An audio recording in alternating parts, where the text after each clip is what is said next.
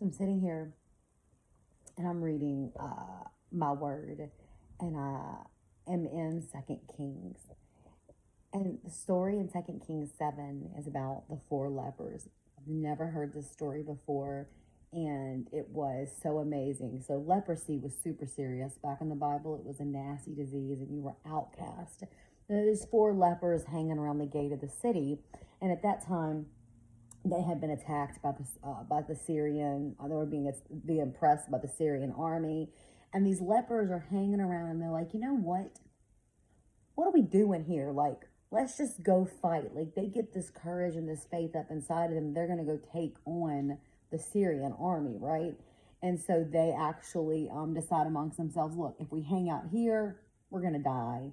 If we go into the Syrian camp, we could die. So let's just do it. Like, let's just go. And these four men go into the Syrian camp. And the Bible says that when they got there, there was nobody in the camp.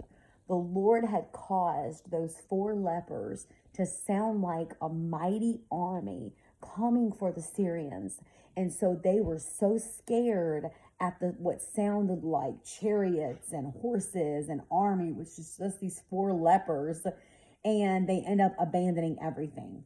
Their silver, their gold, their horses, their clothes, their food. And at this time, there had been famine in the land, and the lepers didn't have hardly anything to eat. There was a serious famine. And so they get this courage that rises up inside of them, this faith, and they say, you know what? If we stay here, we could die. If we go, we may die. But the Lord causes their faith to sound like 1,000 soldiers coming for the Syrian army, coming for the enemy.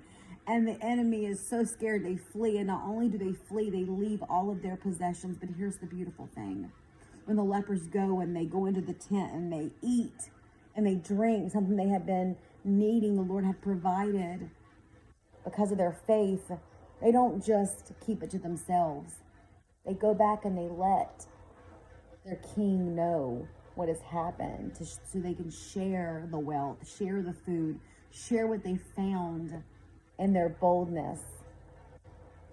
What if we, instead of looking at our circumstances like these lepers who had every reason in the world to be like, our circumstances suck, to stay in those places of feeling down? Or do we, like the lepers, let our faith rise up and say, you know what? Let's go for it. I mean, we ain't got nothing to lose. In their mind, they had nothing to lose, yet in their faith, they gained so much. What today can we gain in our faith from this story in 2 Kings, starting in chapter 7, of the four lepers who just said, let's go for it.